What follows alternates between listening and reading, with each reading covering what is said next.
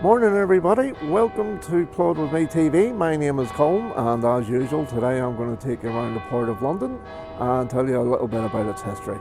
Now today we are at Westminster and it just so happens it turned out to be the day of the London Marathon, and I think the noise that you can hear is from Westminster Abbey, who are making a bit of bell ringing for the benefit of the runners over there. Now I have to say I didn't know this. Oh good, there we go. I didn't know this was a London Marathon day, so at some point not too distant future I'm going to have to negotiate not getting past that lot, but let's see how we go. Alright, so first point. Now I know you might have expected me to show you Westminster Abbey and Parliament and all that, but we'll do all that another day. I thought today I would show you some of the lesser known bits around the Abbey and Parliament and various other famous buildings, and show you a bit of the history behind the scenes, as it were. Now, first point of interest is this little doorway, which you might think, well, why would you want to see a doorway? Well, the fact is London is filled with these little bits of history that have just been dropped in random places for no particular reason. At the minute we're standing behind the offices of the Privy Council, and I don't know if you can read that sign above the doorway, but it says, "Here are several sorts of work for the poor of this parish of St Margaret's, something, as also the county, according to law, and for such as will beg and live idle in the city and liberty of Westminster, anno 1655. Now if we look over here, we've got this sign which says the stone gateway is all that remains of the early that would be 16th, that should be, century Westminster House of Correction or Bridewell, later known as Tothill Fields Prison. The gateway was recited here by the Greater London Council 1969. Now, as it says up there, that House of Correction prison dates from 1655, and then it was closed in the mid 1800s, and then somebody decided to put the doorway to it here. And the House of Correction in 1655 was basically where people who were able-bodied but weren't working were sent because they were deemed to be idle. So for the sort of indolent people of Westminster, this was the sort of place you were sent to. If you were old or if you were ill, you were sent to a workhouse so you could work yourself to death there for the benefit of the community. But otherwise, if you were able-bodied and deemed no reason why you couldn't work, then basically you were just lazy. So you were sent to what would eventually become a prison, but it was originally called a House of Correction, and I'd be pretty confident that the conditions weren't very good. So that random little doorway, as I say, is at the back of the Privy Council. I have to say, I like this doorway. Oh, now let's see. Now my gimbal seems to be acting up a bit. Bear with me. There we go. Yeah, I do like this. Now, traditionally, people think that justice is blindfolded because it's supposed to be equal to all. But actually, if you go to the Old Bailey and you look at the statue, what is going on? If you actually go to the Old Bailey and you look at the statue above, it's not blindfolded because it was felt that the statue Lady of Justice maidenly form was enough to imply that she was impartial. Now, let's see, we're going to go around here.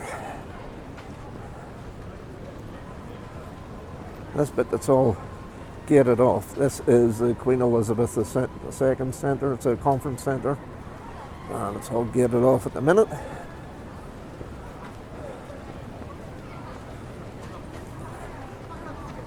But actually, the thing that interests me at the minute is, why is my machine acting up? Come on. Alright, so this little patch of greenery, this section around here, And obviously in times gone by it would have been, you know, sort of flat. It wouldn't have been all... Right, in times gone by, you wouldn't have had this wall here, and it would have been all sort of flat. But this particular area here, this was known as Broad Sanctuary, and basically reflective of the fact that, and in medieval times, a lot of the big religious institutions like Westminster Abbey behind us had areas known as liberties attached to them, and these were areas of, as it says, sanctuary. And the idea being that unless you were accused of something that was heretical against the church or treasonous against whoever was in power, then you could stay within that area and be free from conviction. So this one is Broad Sanctuary, so it dates from that sort of time. Runners everywhere you look. Now over there you can just see a little corgi, and that is a holdover from a few years ago, just a couple of years ago, when we had the big celebration for Queen Elizabeth II's, I think it was 70th year as head of state. So there was lots of those little corgi statues all over the place because she was famous for liking corgis.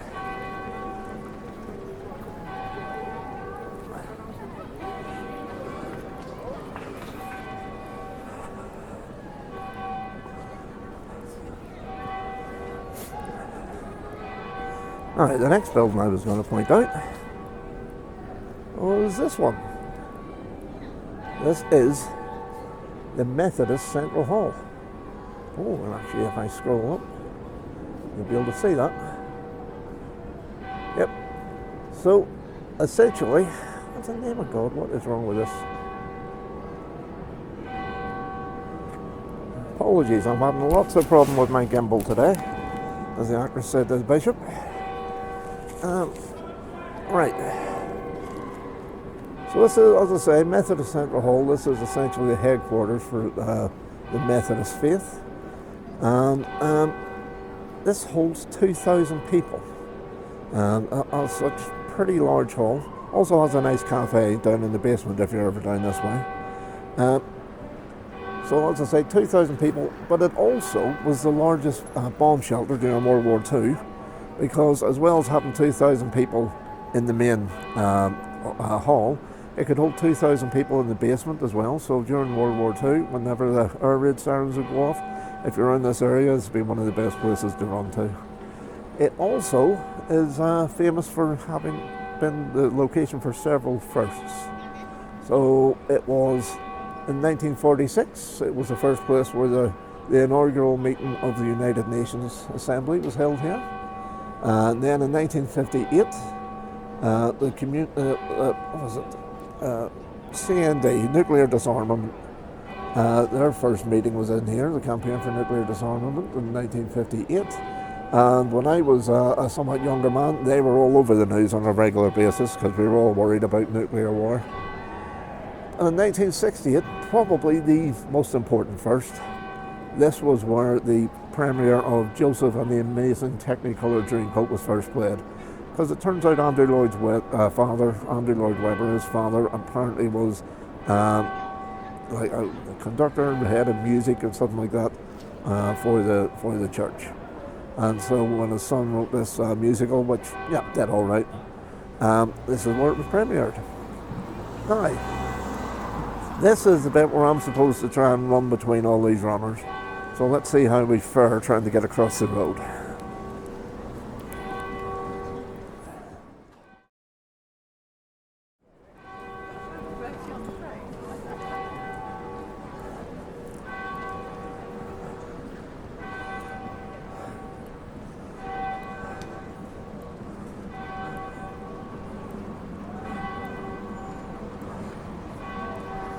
One of the stewards told me if I go down to the second set of lights here, I should be able to get across. So let's see what happens.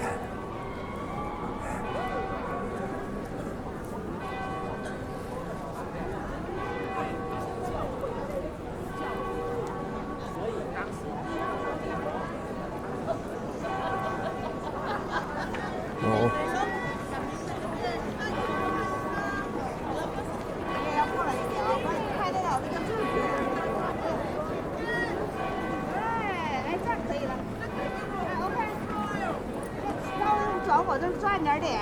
哎呀。 Excuse me, how do you get across? You'll have to go straight down this way, and if you follow the runners, they'll kind of curve around, and you can cross them, and you get to this side of the boat. So are they going round to the right? Because obviously if they're going to the They're left. doing a U-turn. Ah, right. So I circle round them. Yeah, basically. No problem. Thank you.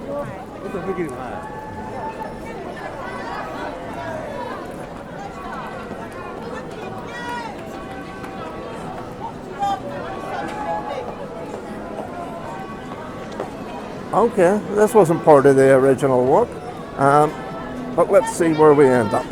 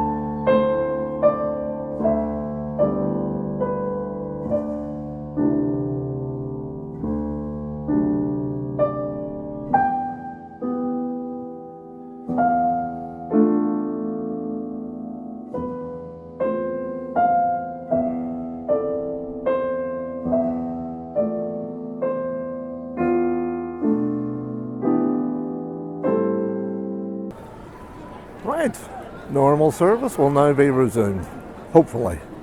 Okay, so here we are, Westminster Abbey. It's not a bad building really, is it? But for the moment, what we're interested in is this little one.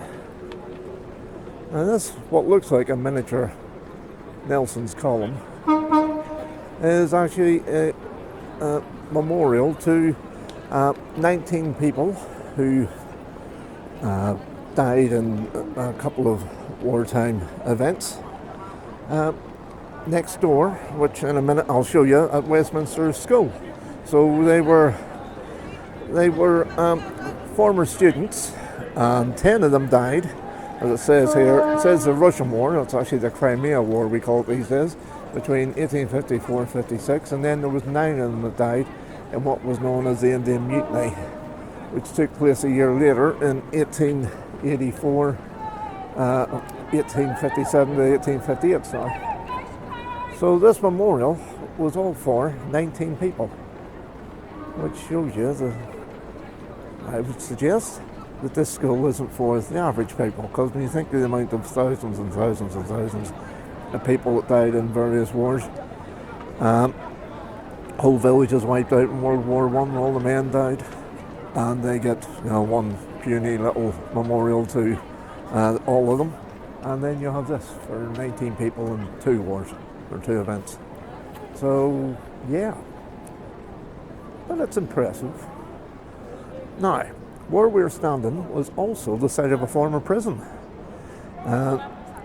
Obviously, if someone done anything against the Abbey, or just basically against the rules of the Westminster area itself, there was a former prison on this site. And indeed, Walter Raleigh, the man who brought tobacco to Britain, obviously, the commission on that, the sales commission must have been, tremendous, and also brought the potato, which is why really he should have been the Irish saint, but needs be, it was St Patrick, he was already in the job, otherwise I'm sure Walter Raleigh would have been a good contender. But he was held here in prison before his execution, so can't remember exactly when he died, that would have been the late 1500s, and this was also where a guy called Sir Richard Lovelace was imprisoned. And he wrote the famous lines. It was in I think it was to his, paramour, and he wrote to her, a letter to Althea, it was called. But he wrote the famous line, "Stone walls do not a prison make, nor iron bars a cage." Now, that's a fine, romantic, philosophical take on things.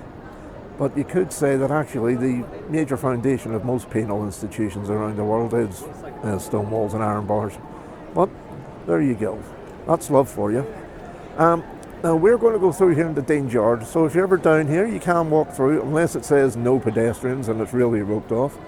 But otherwise these barriers are for stopping cars getting through that shouldn't be coming through here. So we're going to take a wander through the archway here, and hopefully when we're through here things will be a bit quieter.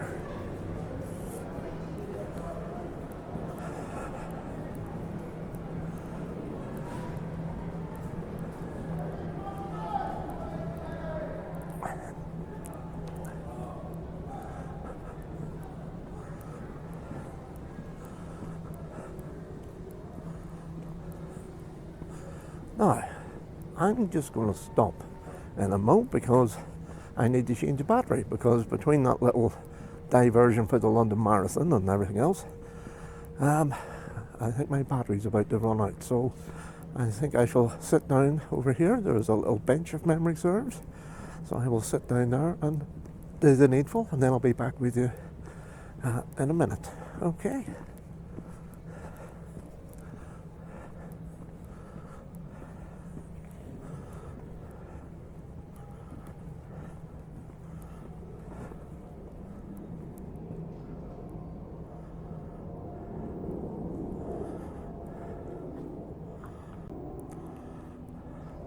Alright, I'm talking rubbish. I've got another 10 minutes yet.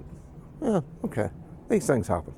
I was going to sit there and change the battery, but no, we've got 10 minutes, so let's do around here first. So as you can see, we are around the back. of Westminster Abbey. And very nice it is too.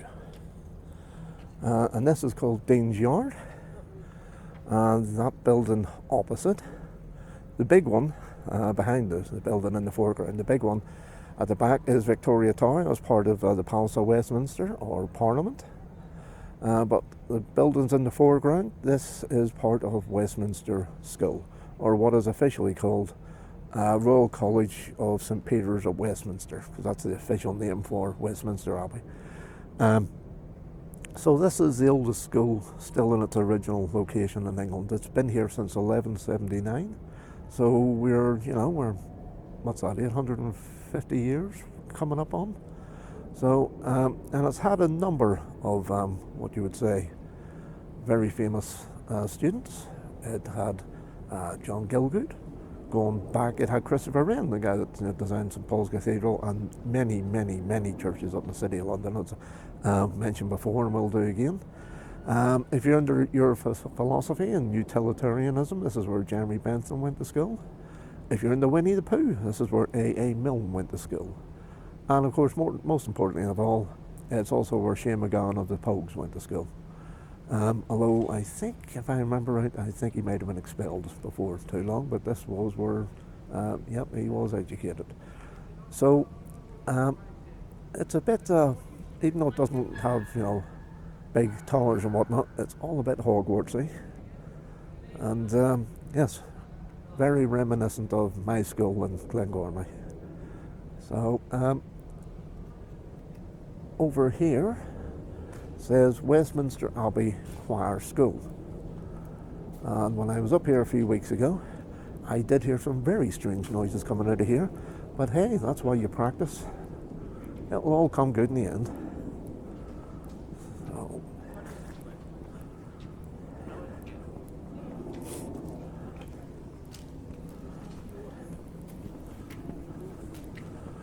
and what I always find amazing when I come in here, which I do from time to time, is the way all the noise disappears. Because out the front there, okay, we've got the London Marathon today, but usually that is crammed with traffic. It's a very busy highway. Protests, a lot of people come and protest down in Parliament Square because it's next to Parliament. But the moment you come through here, it all disappears. So obviously conducive to learning, not to mention religion. Because this is the headquarters for the Church of England.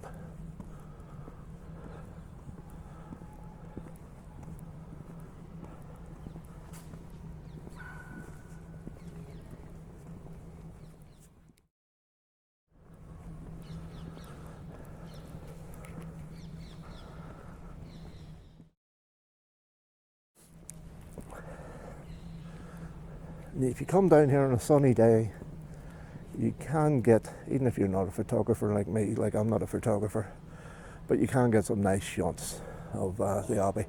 In fact, I shall put my meagre attempt in for you so you can see what I mean. But it is a nice place. You get shots of the Abbey that you wouldn't normally get just by taking a wander around.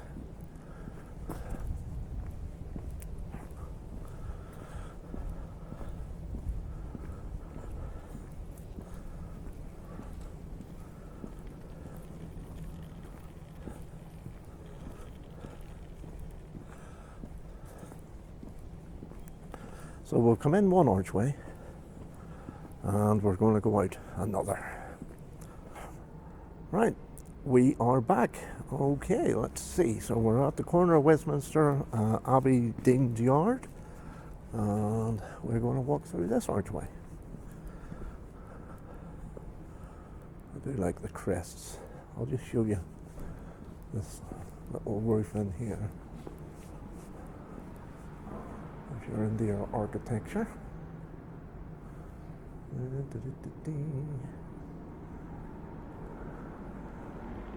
There we go. And then we also have up here, I don't know how well that's coming out, but we have the portcullis symbol.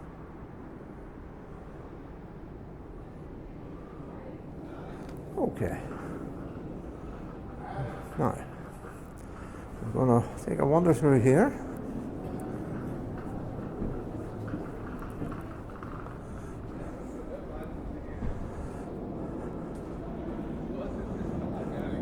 Now this is Tufton Street. Now you often hear Tufton Street, if you're of any interest in British politics, you often hear Tufton Street mentioned quite frequently with, some bit of negativity. And, that was because this is the home of lots of think tanks. In fact, this whole area is just rife with politics. We are entering political history now. And Tufton Street has lots of right-wing leaning think tanks who believe in sort of what you might call free market fundamentalism. So, the hell with workers' rights, no such thing as climate change, life is just about making money. That would basically sum up the outlook of Tufton Street, and working people are just getting in the way of that. So it was think tanks down here that were the shall we say, the inspiration for the premiership of a certain Liz Truss, who was our Prime Minister for all of 49 days. And she followed almost slavishly the thinking of the Tufton Street crowd, and in fact hired a number of staff from the think tanks. But she, as I say, she lasted 49 days and famously was outlasted, and I would suggest outthought by a lettuce. So this is where this is Tufton Street, and that's where that outlook comes from.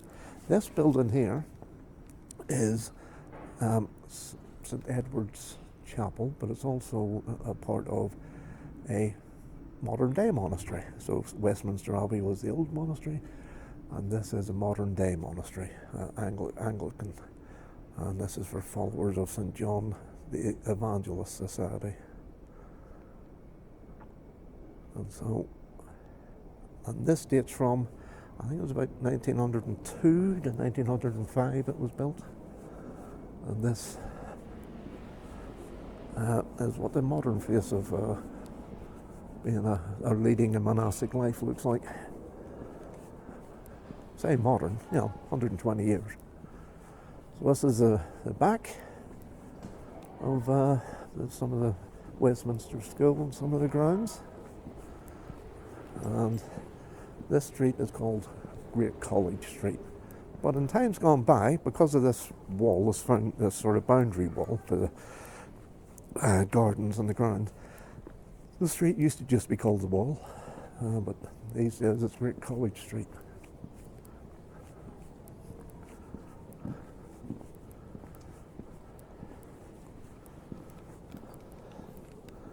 So a couple of little features here. I'm not sure why, but that crest up there says 1922. I don't know if that's when the building was acquired for something. But I do like the little barred window architectural feature above the door. Quite nice. So as I say, this is politics and history now that we're moving into. So we're coming into Barton Street. This area was developed. You can even see on the sign there. I just scroll up, pan up. Barton Street, 1722. This was developed by a famous actor at the time called Booth Barton. And unfortunately, the thing with theatrical actors is, unlike the movies, which you could argue have potential to live, forever and be remembered forever performances, theatre actors, if that's all they've done, they will be remembered by their peers and by their families. But after that, no one's going to really remember. I've never heard of Booth Barton, and I like theatre. Now, as it says here, T.E. Lawrence, otherwise known as Lawrence of Arabia, he lived here for a time. Apparently he lived up in the attic, and he wrote apparently much of his book. He wrote several books, but the most famous one probably The Pillars of Wisdom, and he wrote it here. Now, the thing about Lawrence was, after his endeavours in Arabia during the war, in the 1920s, this guy was like, certainly in British terms, this guy was an absolute superstar. It was the early days of film and newsreel and all the rest of it. And even if it was just silent stuff at the time, he was just megastar. You know, think of the big stars today that are world famous, like Taylor Swift and the like. Well, like, you know, forerunner of the Beatles over here. Yeah, in America, you had Rudolph Valentino, was a big silent movie star at the time. Lawrence was big heartthrob, and because he was an action hero and revered, but he couldn't stand it. He just wanted nothing to do with it, and he ended up moving down to Dorset, and he lived in a when he sort of went back into the army, and lived at a place called Clouds Hill, and where he lived a bit like around the corner. He lived a very monastic lifestyle. I visited it, and it's very basic, but that was basically where he died in a motorcycle accident down there. Now, coming up here, now we're coming up where Barton Street meets Cowley Street, and Cowley Street, his name was also developed by Booth Barton, but the name comes from apparently a poet who also went to Westminster School like him, but it was his favourite poet, so he named the street that he developed after him. And we have, on this house, a little feature that you don't see in too many houses, but it's these things. Now, what do you think that is? I'm sure, like me, the first time you saw it and you didn't know what it was, I'm sure your first thought was the same as mine. And mine was Peruvian nose flute. But it turns out we were wrong. If you thought that as well, we were completely wrong. This is what's known as a snuffer. And depending on how wealthy you were, you would either have had someone in your employ who, whenever you went outside, let's say you were going to nip around the Parliament, and you were coming out, and the streets in those days had lots of leftovers from the horses and the animals and all the rest of it. You didn't want to tread in anything, so you would get someone to light the way, much like Indiana Jones when he's gone into the cave. Get someone who had a torch, and they would light the way ahead to make sure that either you or whoever was carrying your sedan didn't tread and stuff. And then when that peasant was cut back here to get you back to your house, they would use that snuffer to save their fuel on their torch and put out the torch.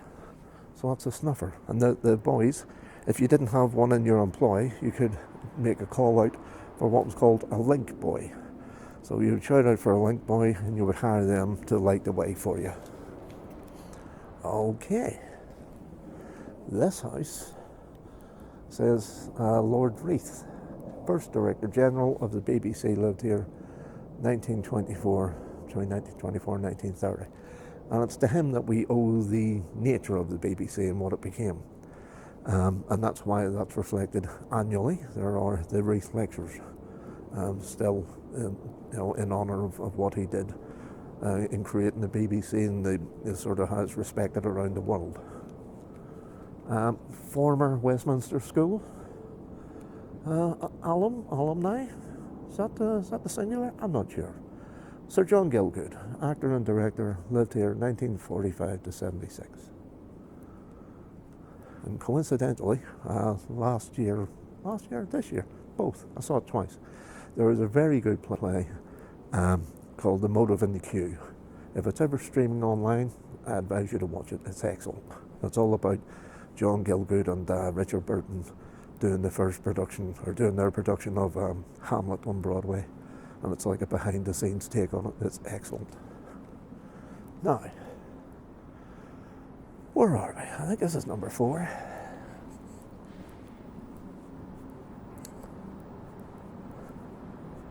I would be nearly certain.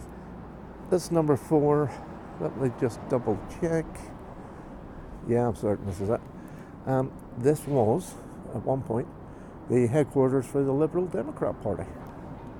But no more. It moved out of there quite some time ago, I think, in the last 20 years or so.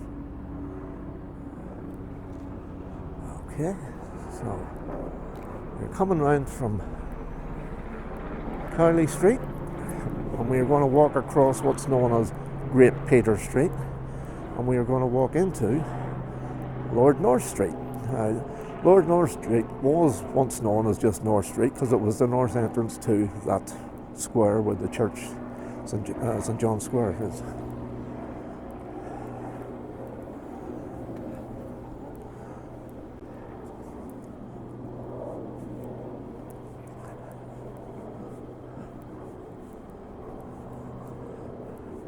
And this is deemed to be one of the finest examples of, best kept Georgian streets in London. So Georgian architecture basically dates from about 1720 to 1840, and then Victorian style took over. And I'm no architect, I just sort of read little bits, but one of the main features of Georgian architecture is uniformity. So if you see buildings like this where it's uniform, and also one of the features was having lots of little windows, like there's more windows at the top usually than there is at the bottom, you can be pretty confident that it's going to be Georgian in terms of its history. But this is a very political street. Lots of political history, way more than I'm going to mention.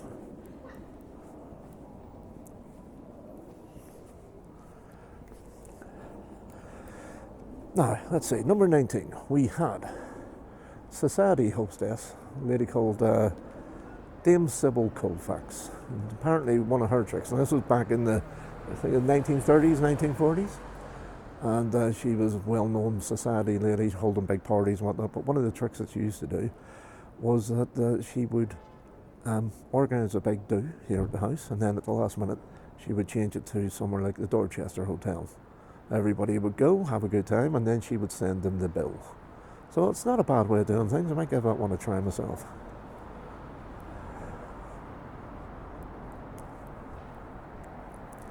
Then, here at number 5, this was where a man who was twice Prime Minister of Great Britain and Northern Ireland, Harold Wilson, he lived here for a period, and when he got back in, he was Prime Minister from 1964 to 70, and then he got back in between 1974 and 76, and for his second premiership, he was already living here, and rather than moving to Downing Street, he stayed here. So this is where he lived during his premiership, the second one. Now, if I show you, I'll try and get a bit closer. You can see here the sign, and this is a bit of World War II history. And it says public shelters and vaults under basements in this street. So basically, during the Second World War, this was one of the war shelters, the bomb shelters. Whenever the sirens went off, this would have been one of the places. You had the Methodist Central Hall, was the big one. But this shows you there was smaller ones, although I believe it's reasonable sizable, surprisingly sizable down there. And you can see you've got the sign that says shelter down the stairs. Which takes us to our next house, number 8. Again, lots of political history here. So, at one point, there's a 1920s, there was a guy called Bernard Bracken, who was rumoured to be the illegitimate son of Winston Churchill, and neither of them, Bracken positively said he was, and Churchill never really denied it. But he originally lived at number 11 here, and then he moved into here in the 30s. And in the mid-1930s, when it was looking increasingly likely that there was going to be a war with Germany, most people didn't want another war. They had the First World War, didn't want another one. Churchill was the one man that advocated, we've got to stop this guy Hitler. He's a madman. You got to remember, Churchill, as well as being a politician, he had been, an award-winning writer and historian, and he had done a lot of study on Napoleon, and he saw the same traits in Hitler that he had sort of seen in terms of expansion and wanting more power. And he was advocating and trying to get people to help support him. And this was one of the places that his friend, Bernard Bracken, would host evenings here with like-minded people. So they were virtually doing it in secret, trying to build support and to get Britain to stand up against Germany. Because initially, by 1939, the then Prime Minister Chamberlain went for a policy of appeasement to try and talk to Hitler and avoid the war. But this is where Churchill was planning to, no, we've got to stand up to this bloke. Now, Bracken was also a bit of a character, an Irish guy, and apparently one of his little pieces to make him, he was a bit of a social climber, and one of the things he used to do to try and make himself more important than he actually was he would host dinner parties, but he had the servants trained. They would come in and say things like, Mr. Bracken, the Prime Minister would like to speak to you. So he would go out and supposedly dance through the phone to the Prime Minister. But there was never any call. It was just him, trying to move himself up the social ladder. Also, more recently, some political history here. There was a guy who was a Minister of State called Jonathan Aiken, and he was living here from 1981 to about 2001. Say that, the last couple of years, the last part of it, he was in jail. He got done for perjury. But I can remember on the news programmes and whatnot, him standing in the doorway here with all the cameras and everything else. And he absolutely, pronounced his innocence, and he was going to use the sword of truth and the trusty shield of fair play to cut out the cancer of bent and twisted journalism, was his phrase. But then it was proved he was lying through his teeth, and he ended up going to jail for a time. And then, like a number of other people who've experienced similar things, he came out and found God, and he's now a deacon in the Church of England, I believe. Still, there's more money in religion than politics, let's face it. Number 14 here. This was the home for about 30 years of a theatre impresario called Hugh Binkie Beaumont. Yeah, you heard me. Binkie, perfectly normal name, nothing like P.G. Wodehouse. And apparently, Binkie was a master of the casting couch, but only for the male hopefuls. But he held, big dinner parties, had lots of famous people to stay. So the likes of, Richard Burton and Taylor, Laurence Olivier, Marilyn Monroe, and Arthur Miller have all stayed here. And if you're wanting to, get one of these places, number 8 there, I was telling you about Churchill, that's apparently the biggest house on the street. It has 10 bedrooms and its own ballroom.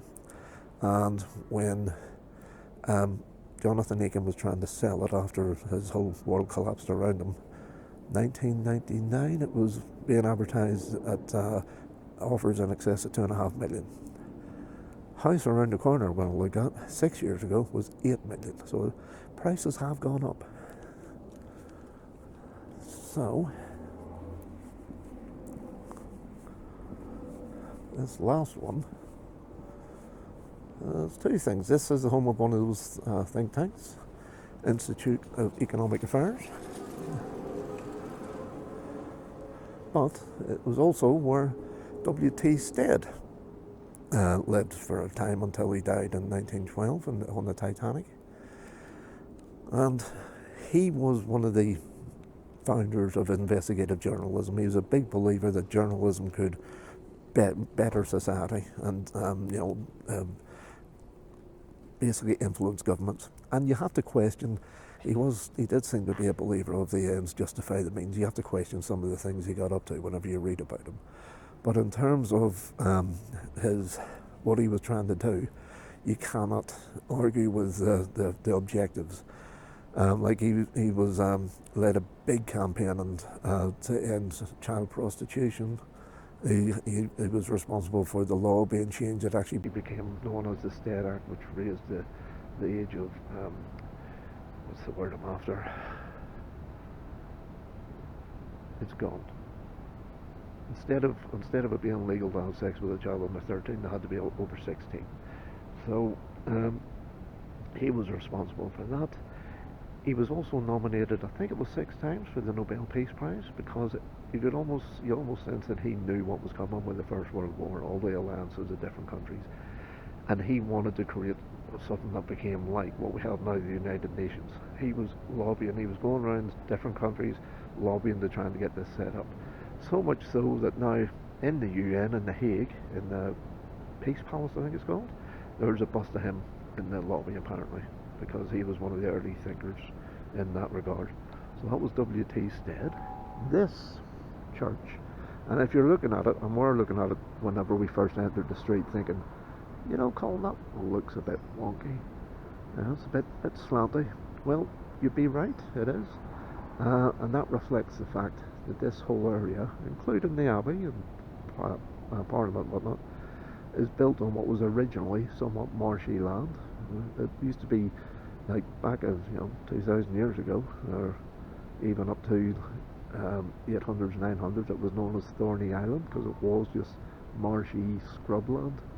and obviously the soil underneath isn't perfect for building, and as a result, that's why this has gradually sort of went a bit slanty. Now, the design of this church has been a source of some controversy for years. Charles Dickens thought it was hideous, mentioned it in Our Mutual Friend. The origins of the style, which are very unusual, you can see 2 towers, but there's actually 4 of them. And the origins of that are said to be that whenever Queen Anne was being asked, to approve designs, what style, we're going to build this church, and that's a result of some taxes that she had brought in to build churches. And they were saying to her, well, what sort of style do you want it in? She is reputed to have kicked over a footstool and said, well, build it like that. Hence the 4 towers, the footstool up in the air, lying on its back with the legs up in the air, and hence the 4 towers on it. It was hit by lightning, I think, in the 1800s. What happened there? It was affected by bombs in the Second World War, and these days it's a concert hall and like meeting venue, and you have a nice meal and all the rest of it. Can't say I've ever been in, but you see the pictures online, it does look rather swanky.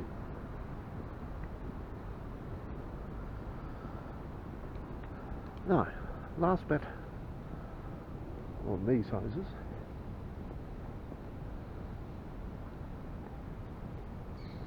Now, if you remember, I was saying just round the corner, Winston Churchill was holding meetings trying to build opposition to having any sort of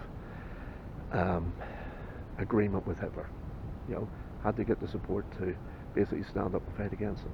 Meanwhile, this shows you how rich society works, or how society works.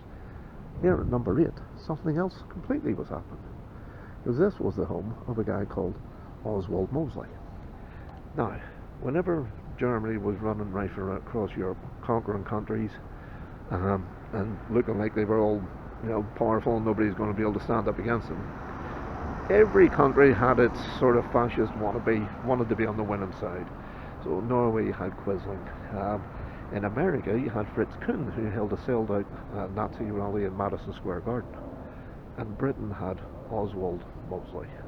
And basically, he had his black shirts, and the idea was, whenever Hitler in Germany came over and took over, he wanted to be the puppet leader. And this is where he lived. And obviously it never happened, and indeed, local people's hatred of the old fascist idea, the most famously showed its feelings in there's a thing called the Battle of Cable Street. If you look it up, it was 1936 in the East End, and if you look up the story, so essentially the fascists were going to hold a big rally led by Mosley. They were going to march down through the East End where a lot of Jewish people lived, but the whole community got together, and whereas there was several thousand of his followers, I think the reports anything from 100,000 to 250,000 locals, ended up fighting the police. The police were trying to keep the route open for the fascists to have their walk because of democracy, and the locals just went, not in our part of town, you're not. And it ended up, it all got cancelled. And Mosley, I can't remember. I honestly can't remember what happened to him. He didn't hang. Probably shoot him, but he didn't. He probably moved abroad. I must look into that. Now, we're near the end of today's walk.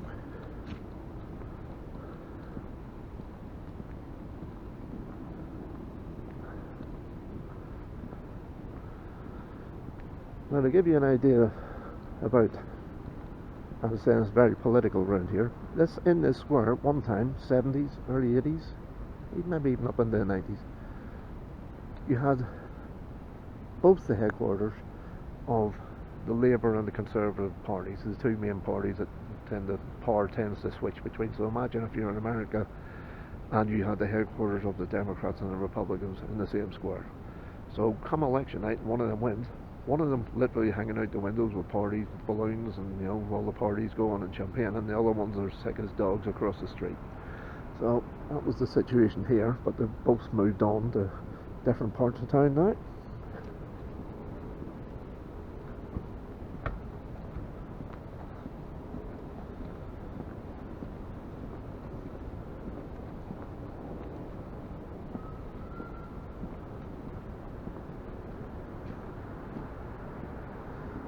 Now, we're going to take a wander across the road here into,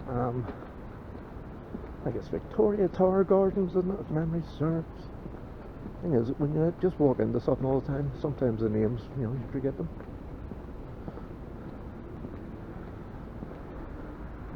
There used to be a huge big building here, but it's London.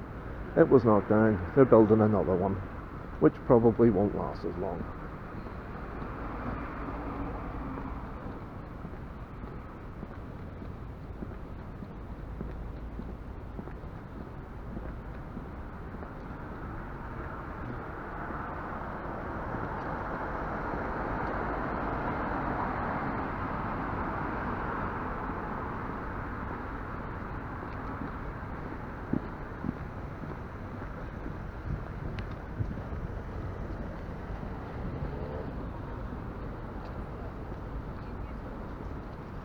You can see this has all been sort of blocked off because of the marathon. Normally it'd be a lot busier with traffic. Now, this was supposed to have been finished by now. They've been sort of fixing this memorial. This is called the Buxton Memorial, and it was dedicated to the emancipation of slaves. And it was 1837. Charles Buxton, along with William Wilberforce, was one of the big names, the people that tried to get that through Parliament and eventually succeeded. And the repair works, I'm sure it said, my mistake, 1833, not 1837. I'm sure it said this was going to last until, now it's saying spring of 2025. Last time I was down, it said it started in June, it was expected to last about 13 weeks, and I was thinking, well, we're past that now. But it's obviously going to take a bit longer.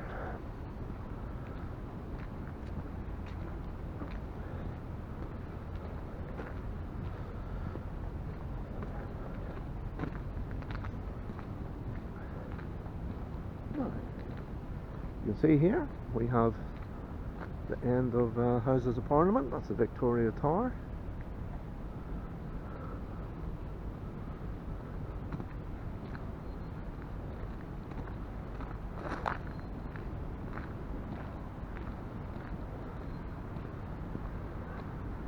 And should you ever decide to come here, I'll just show you what you can see. I'm not going to talk about history, I just thought I'd show you the view. It's quite nice. There you go. Oh, it's sunny up there. There we go, we've got the River Thames.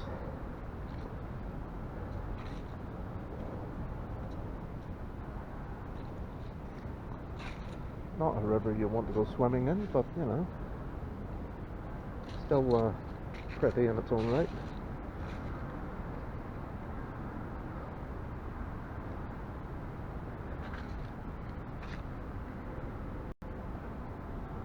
Obviously we've got the London Eye down there. Don't know if you can see that through the foliage.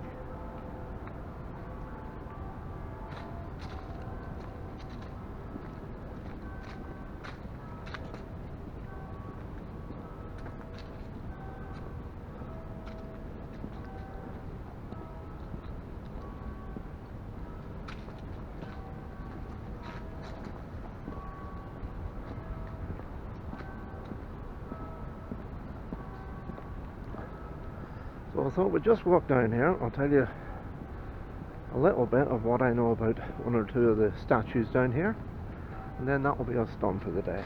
Alright? So, it's been raining a lot during the week, but it's not too bad. I thought it might be a bit muddy on the grass, but no, not too bad.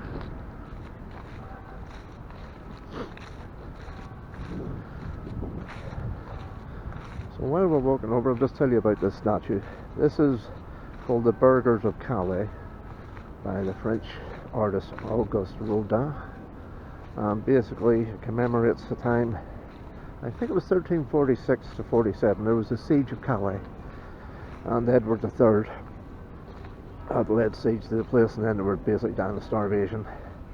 And when it came time and they were willing to give up, he said, right, well, I want 6 of your most important dignitaries to come out with nooses around their necks. That's the price for me not going in and tearing the place apart. So basically they came out expecting to die, and I think Edward thought they were going to die too.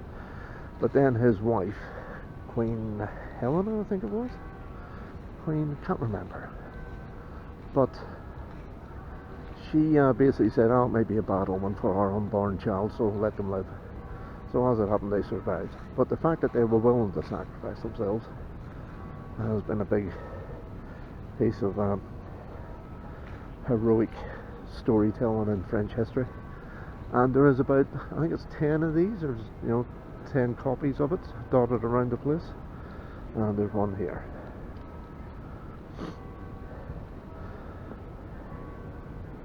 Yeah, I was right. It says here, hold on, let me scroll down for you. There's a big plaque tells you all about it.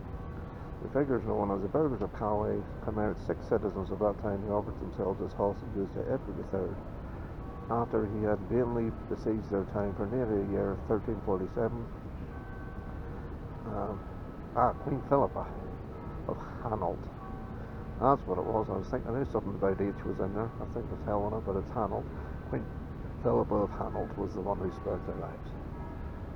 So, now apparently Rodin, he didn't want this big of a pedestal. He wanted it to be at ground level. He wanted people to be able to almost sort of bump into it. He never wanted it up off the ground like this. Well, I suppose these days you get idiots that would try and damage it in some way. But you can certainly see the despair and the dejection in it.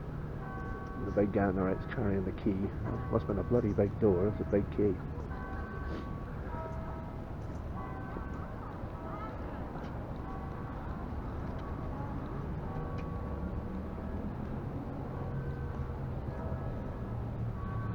Alright, so we'll come around here. We've got one more statue.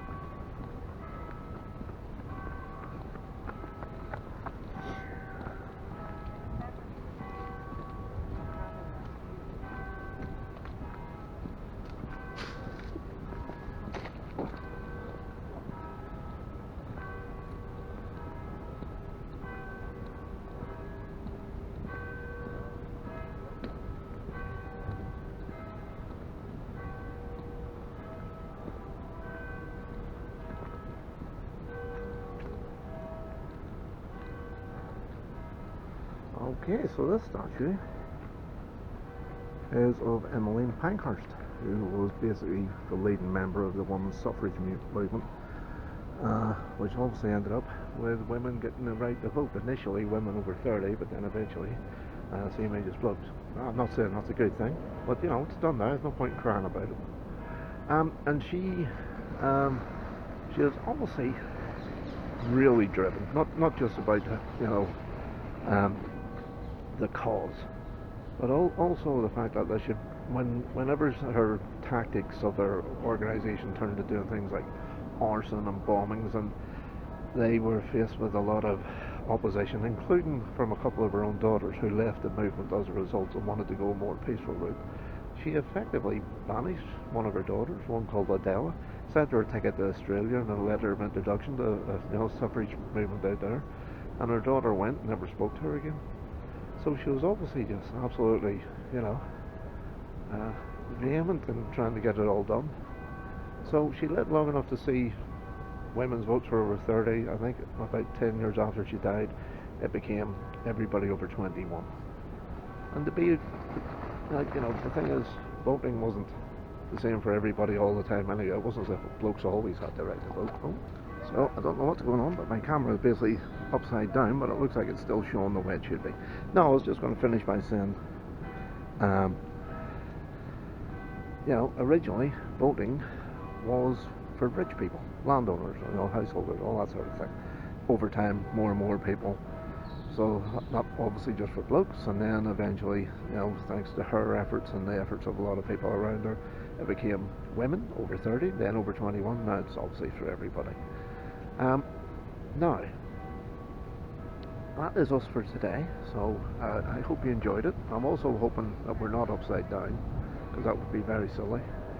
And yeah, if you enjoyed this, feel free to subscribe on the channel and let me know, how was it for you? Did you enjoy it? Is there anything more you wanted to know about? Is there any other parts of town you want me to go and have a wander around?